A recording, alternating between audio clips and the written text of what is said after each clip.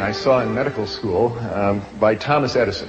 It said the doctor of the future will give no medicine, but instead will interest his patient in the care of the human frame, in diet, and in the cause and prevention of disease. And one of Thomas's brighter ideas. And when I saw this quote in medical school, I just passed it right on by.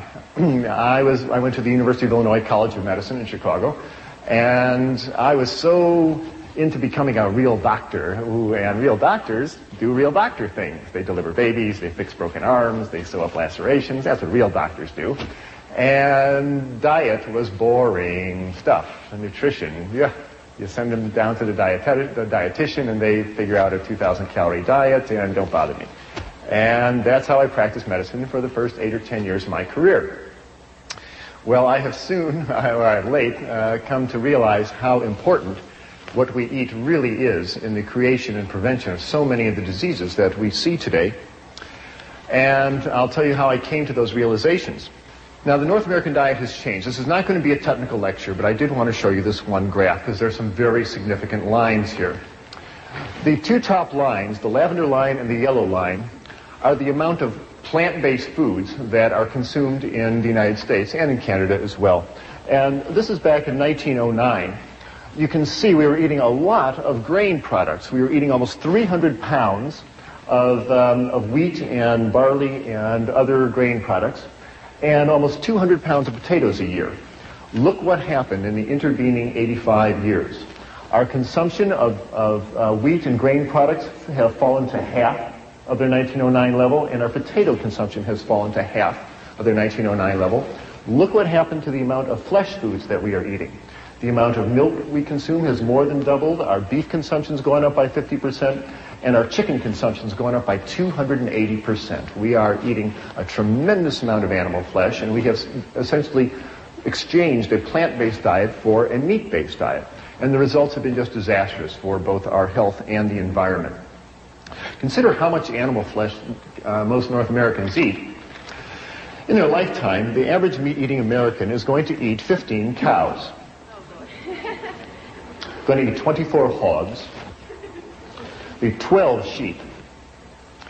She will eat 900 chickens and 1,000 pounds of assorted animals that either swam in the water or flew in the air. That is a tremendous amount of animal flesh to be pouring through the human bloodstream year after year. No wonder we wind up with clogged arteries and high blood pressure and cancers and a lot of other diseases, and I'll show you how those two are related. Let's talk about the health effects of an animal-based diet.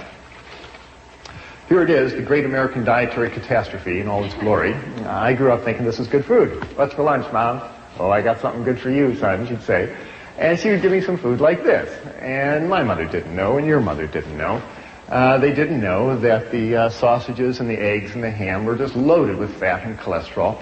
And this is a coronary artery thrombosis waiting for some place to happen. Now, what is the effect on your body when you eat food like this? Well, the effect was brought out very dramatically to me about 10 years ago. I was on the cardiovascular anesthesia service. That's the service that deals with people's hearts and blood vessels. And like all good anesthesia residents, I was making my rounds one evening to see my patients for next morning's surgery. And the last patient I was seeing, I pulled back the curtain, and there was Mr. Phillips. Nice fella. But he was just huge. He weighed 290 pounds, and he was booked for a 4-vessel coronary artery bypass procedure. He weighed 290 pounds. 290 was also his systolic blood pressure. It was also his cholesterol level. It was also his blood sugar level. I called him Mr. 290. Nice guy, but really clogged up in his arteries. And because it was late at night, it was too late to call the blood drawing technician up to draw his blood test, I drew his preoperative blood work into a glass tube. And I put it out at the nurse's station, and later I came by to pick up the blood tube and take it down to the laboratory. And when I looked at the tube of blood, I couldn't believe my eyes. When you draw blood into a glass tube and let it sit there for an hour, it separates out into two parts. And the red clot settles to the bottom, and the liquid part of the blood, the serum, rises up to the top. Here you see two tubes of blood, and the tube on the left is normal serum, is normal blood. Here you see the dark red clot, and this golden yellow liquid, this is normal serum. This is what your blood is supposed to look like. But I looked at Mr. Phillips' tube, and it was just shocking. The serum floating in his tube was thick and greasy white. It looked like Elmer's glue. It stuck to the sides of the tube when I shook it. I went back into the room. I said, Mr. Phillips, did you eat before you came to the hospital? He said, yes. I said, what did you have? He said, I had a double cheeseburger and a milkshake. And when he said that, I realized what I was looking at was all the fat in the beef burger, and the butter fat, and the cheese, and the butter fat, and the ice cream, and the butter fat, and the milk had oozed out into his blood and turned his blood fatty. It's a well-known clinical phenomenon. It's called lipemia, and it happens every time you eat a fatty meal. You turn your blood fatty, and your blood stays this way for 4 hours until your liver can clear it out of the bloodstream. If you are like most North Americans and eat bacon and eggs for breakfast and a cheeseburger for lunch and fried chicken for dinner and ice cream for dessert, you're keeping your blood fatty all day. The stuff never clears out of the bloodstream. You keep your blood fatty for 40 years, 50 years, 60 years. What do you think is going to happen to the arteries carrying all that fat? I will show you what happens to the arteries carrying all that fat in a few minutes, but it's a disaster. There's a lot of fat in the North American diet, and it's hidden in most foods. You can see the fat around a T-bone steak, but most of the fat is in the muscle of the animal, and it's hidden in the dairy products. And most of the folks who present food to us don't want us to think about the fat, especially the fast food industry. They really don't want you to think about how much fat is in their burgers and hot dogs, except one chain of fast food restaurants in Los Angeles. There is one burger chain that is very forthright about the reality of the fat content of their diet, and they come right out and tell you clearly on their marquee about the product that they're selling. Now, if you stood outside the exit door of this restaurant or McDonald's or any other fast food restaurant where people are shoveling in their cheeseburgers, if you stood at the exit door with a needle and a syringe in your hand and drew blood on the people walking out the exit door, what you would see is most of the blood would be as fatty as Mr. Phillips' blood tube. Now, they're all in there making the blood fatty. If you ever have a big cheese pizza and a bowl of ice cream afterwards and you feel a little greasy on the inside, it's because you really are. You really go greasy on the inside. Animal fat comes in 3 flavors in the North American diet. It comes in the form of red meat, and the fat is in the meat. It is in the fibers of the animal's muscle, and just trimming off the white fat around the edge of the steak really does not lower the fat and cholesterol content significantly of the meat. So red meat is the #1 source of fat and cholesterol in the North American diet. The second is the yolk of hen's eggs.